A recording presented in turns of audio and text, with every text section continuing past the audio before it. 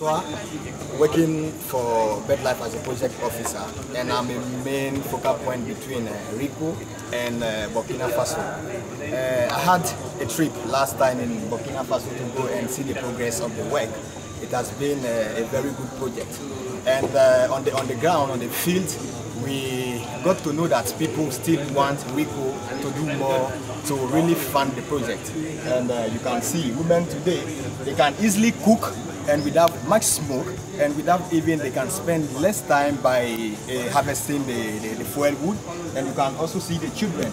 Today the children are also have become the artisan to protect birds through RICO funding. We really want them. You can also see today the green. This place in 2011, it was really dry, as you can see. This is a real soil for you, but through the RICO project, through the funding, we were able to transform this dried line into green line. So we really thank RICO, and I think I can also speak on behalf of Burkina Faso, asking RICO to do more in Burkina Faso. Thank you, RICO.